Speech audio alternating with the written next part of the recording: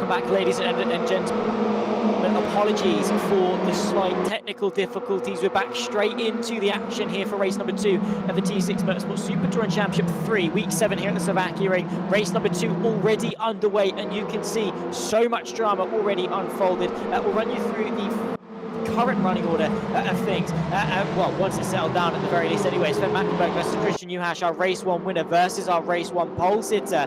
Between the pair of them, both of them fighting through this infield section, but it's Pavel Bukonin that sensationally has carved his way through the field into the lead of the race from Grega Gasper, who unfortunately has fell victim to the Russian as he loses that pole position. However, great run considering his success battles. Bence Farkas, Mariusz Sabdish, Zoisa, Pascal Jean-Pierre.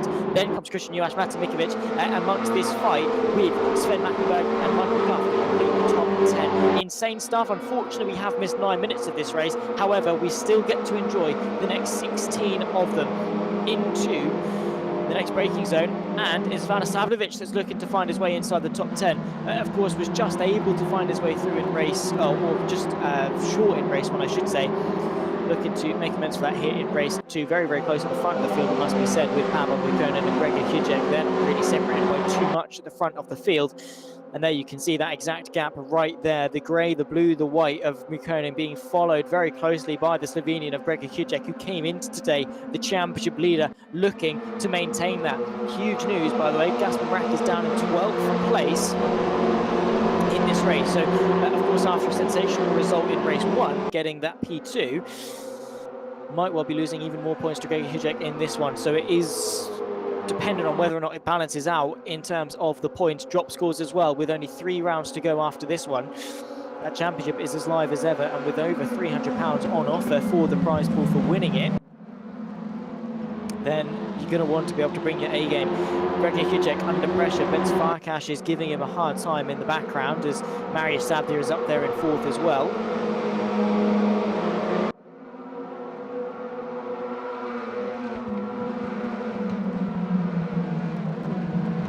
Keep it nip and tuck more than anything out on circuit. Of course, the drivers should be fairly settled into the rhythm of things. And under brakes, you can see Bence Farkas trying to close that gap as best he can, but not close enough for the move. And when it comes to the championship, as I say, I mean, all of these drivers inside the top 10 have got a decent shot of at least going for some decent positions. Of course, the prize money extends all the way to the top 5.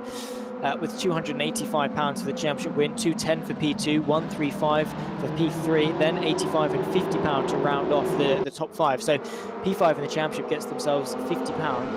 Not only that, there's also the weekly prize money of 20, 15 and 10 for P1, P2 and P3 of the combined score of both race 1 and race 2 each week.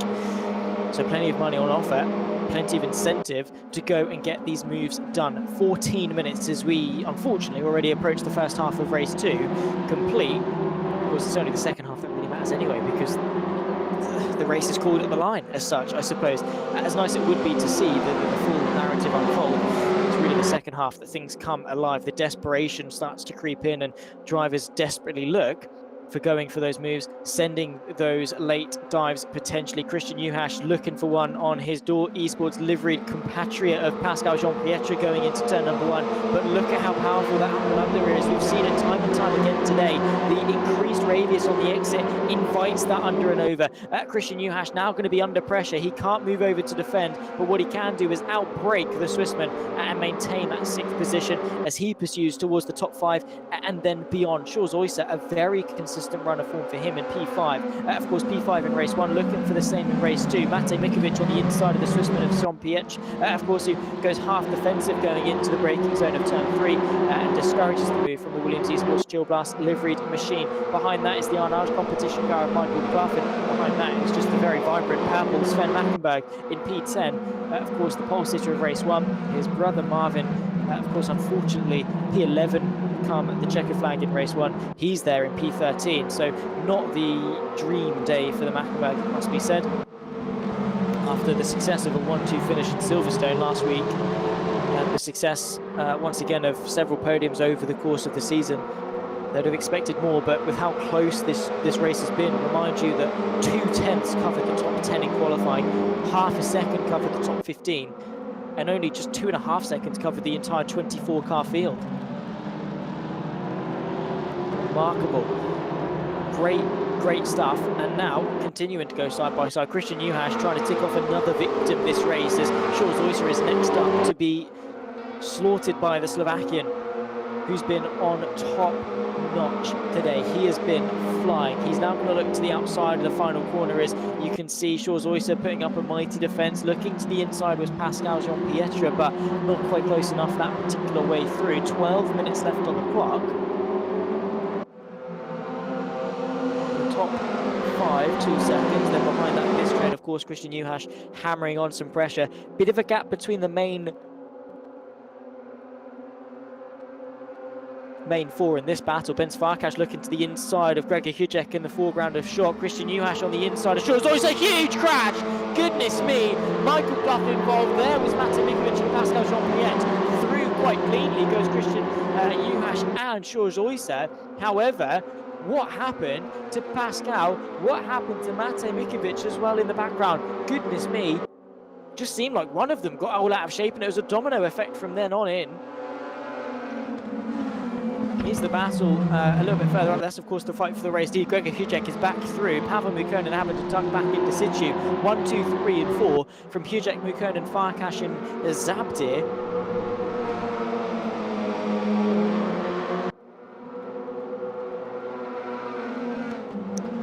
Pavel Mukonin close.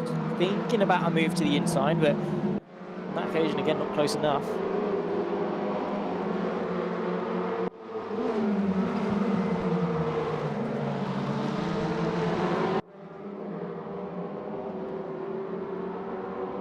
Minutes 40 seconds on the clock, and Grega Hujek is there still under pressure, and this is exactly what we expected really. 25 kilos of extra ballast on the car for the Slovenian, and he's defended really well. I mean, he did get overtaken, granted, fell down to P2, but he's very quickly been able to get himself back in front and start what we dubbed the Hujek Express in race 1. His defence has been mighty and continues to be. 10 minutes left to go in the evening, and he could well go on for another victory and potentially keep his championship lead after not having the best of rounds 1.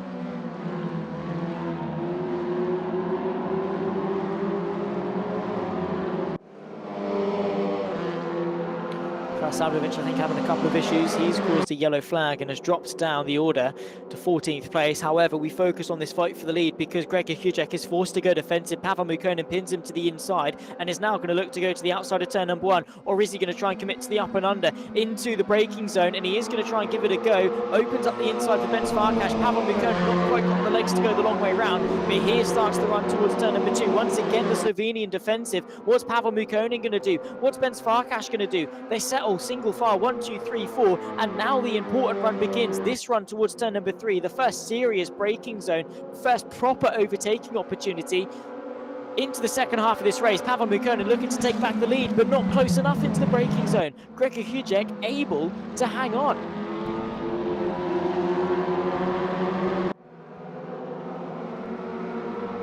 Ticking down. That clock is not slowing down anytime soon, and with each lap that passes, of course, just over 2 minutes in lap time. Quite a long circuit here, just over 5 miles and about 9.5 kilometers, of course, here at the Slovakiaring. So it is a long circuit.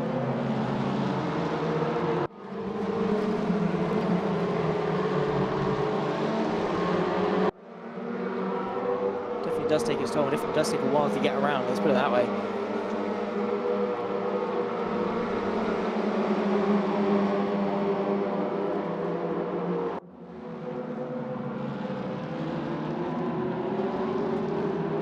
So probably only looking at actually 3 laps at the line, probably 4 at the line, provided they finish within, or what is that going to be, 6 minutes 27. So they've got a minute and a half in order to seal an extra 4th lap.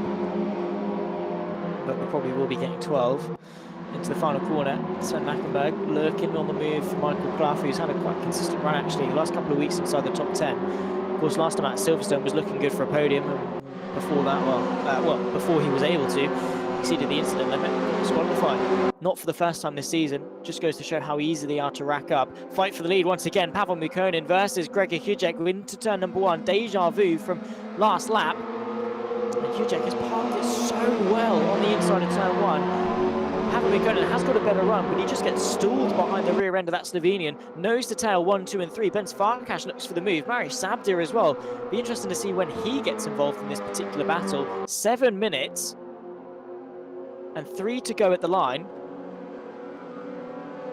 Into turn number 3, Pavel Mukkonen looking out to maybe search for the inside, but again, not quite close enough. Hujek is under, well, got it under wraps going into the braking zone.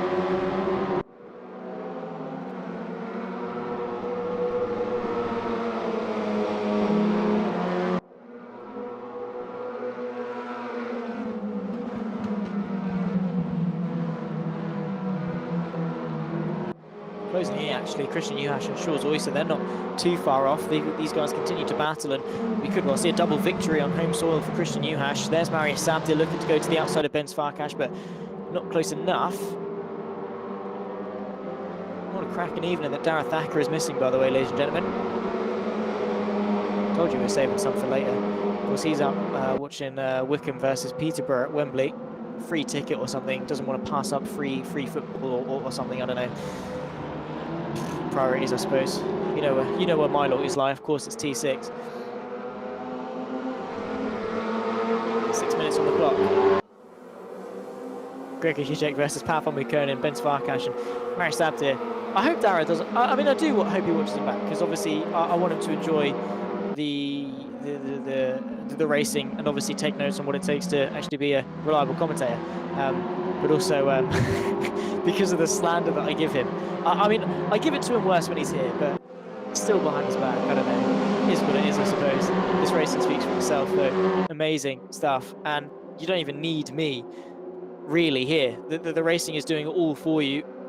But Grega Hujek versus Pavel Mukkonen, once again, the Slovenian defensive into turn number 1. What is the Russian going to do, trying to sail his way to the outside? He is actually going to have the advantage. He might well be able to do it into turn number 2. It is going to be the outside once again, but still side by side for the racing with 5 minutes left to go in race 2. Grega Hujek, of course, you can see on the inside, Bence Farkas trying to get himself involved. He's on the inside of Pavel Mukkonen, who just is able to edge himself ahead as the Hungarian. Now as we descend towards turn number 3, Grega Hujek is under threat from the Hungarian. Bence Farkas, how late can he be on the brakes? Pavel Mukkonen trying to push, of course, the Slovenian through to pick his way back into second place, but Bence Farkas trying to go the long way round, dances his way through, not quite enough for the lead, but is it enough to hang on for P2? Pavel Mukkonen tries to go the up and under, doesn't quite work out for him as he now runs his way through the infield section. The sweepers, of course, of the right, then into the left, then into the braking zone, of course, of another hairpin, and 1, 2, 3, 4 nip and tuck, 4 tenths separate the top 4, with Christian Juháš not a million miles away either.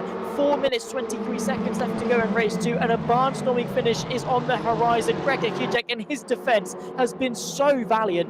What a strong result for him, and he is looking so well poised for a victory, and of course to hang on to that all-important championship lead. Of course, his teammate and championship rival Gasper from P12 up now into P7 after tumbling down at the start, presumably, is up there in 7th place.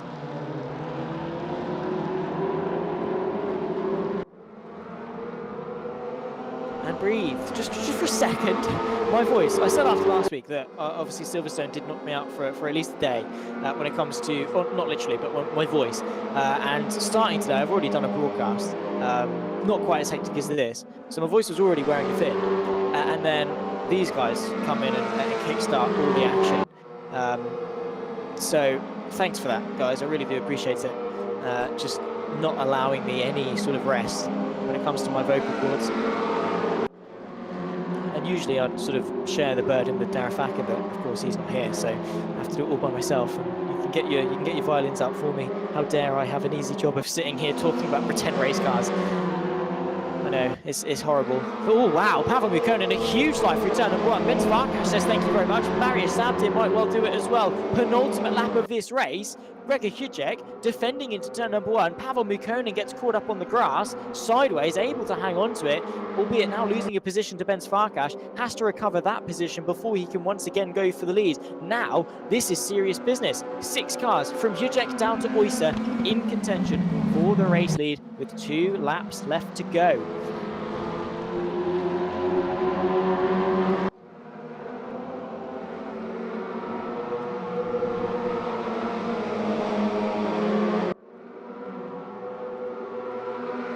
No changes amongst them. A couple of changes. Mikiewicz down in 16th place. Make that 15th as he's fighting away with Stu Neal and Choke, but Simon Trebek out of this race as well. So a couple of chops and changes up and down the order. Shame to see Mikiewicz so low after his success in race 1. Same too for Vada Saldovic. Christian Juhasz, of course, looking to make it a double, or at the very least a double podium on home soil. That would be a huge result, not only for some extra cash in his pocket this evening, but also with the championship. Bence Farkas thinking about the look to the outside, and definitely very, very close, and the move might well be on the cards, but with only 1 lap left to go as they approach the final couple of corners. Each corner they take down is 1 less opportunity for Bence Farkas to find a way through, and is 1 less corner that Grega Gasper has to worry about defending for.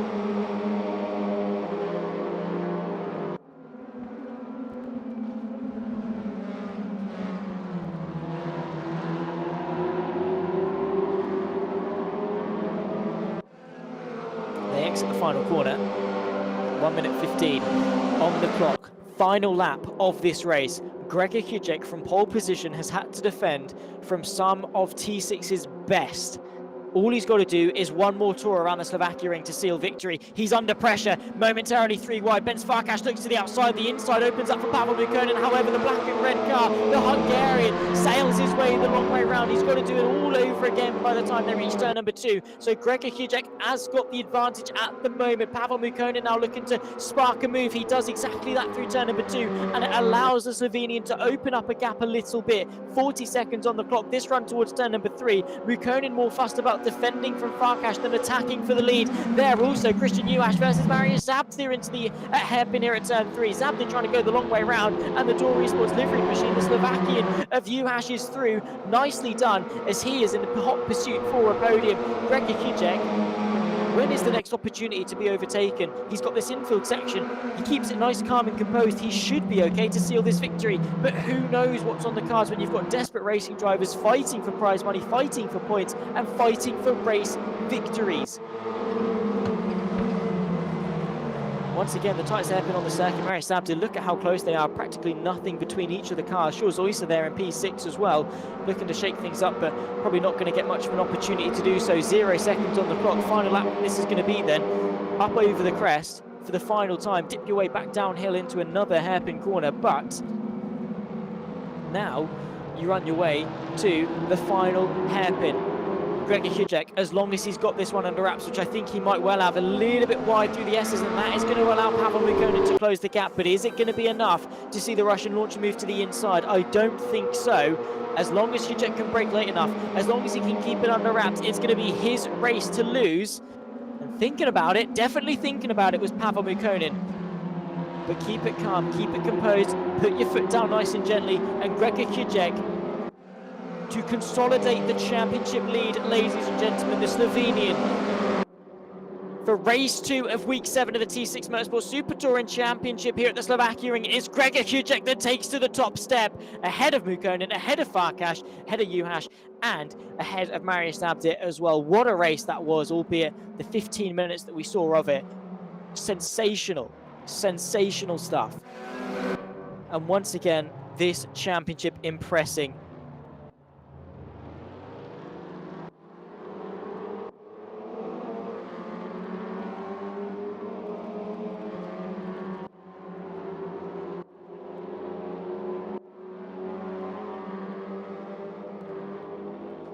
There they are, the final finishing order.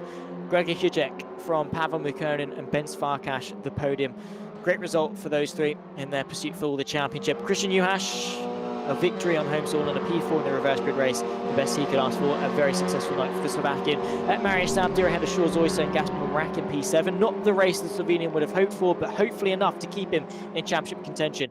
Sven Mackenberg, Michael Clough and Marvin Mackenberg completing the top 10 ahead of Christian Orban. An uncharacteristically poor evening for him, as I said in race 1, finishes P11. Jacek Kowalewski from Sergei Mukhamov, then comes Vlada Savlovic and Mata Mikovic after a good result in race 1, only P15 in race 2. Choke from Santiago's Neil, Zompiec, Oplic, Gil, Rostans, Escovosi, and once again Trebek the lone DNF. Pascal Jeanpret, by the way, getting the fastest lap of the race down in P17, so looking very, very strong indeed, was the Swissman. And ladies and gentlemen, breathe, just relax. We've just come off the high of that race. What a pair of races it was. The Slovakiaring, it came into the season unknown, of course. I'm sure everyone knows it now as a strong racing venue. These guys proved it in bucket loads. Of course, when it comes to the calendar, there you can see it on your screen. We started the season at Suzuka, we've been to Aragon, Imola, Motegi, Spa, Silverstone. Today at the Slovakiaring, all ticked off. In a week's time, we head to the challenging trio, Bathurst, Sepang and the Nordschleife, to round off what has been a sensational third season of the Super Touring Championship. My name has been Zach Sweeney. I've been talking you through each and every single bit of racing action. Of course, we usually will have Darragh Thacker. He'll be back alongside me, hopefully in a week's time when we head to Mount Panorama. The championship as tight as ever. I hope you have enjoyed. Ladies and gentlemen, thank you to our sponsors, of course, of Imperial Meat and Fish, Udresses Garage, Marché de Mlube, and of course to Team Fondue, and also all of our trackside sponsors for making all of this possible, and a 1,300 prize pool up for grabs. Do not miss the final 3 races. Make sure you're followed up on all the socials. Make sure you're back here in a week's time when we take, of course, to Bathurst. In the meantime, take care. It's goodbye for now.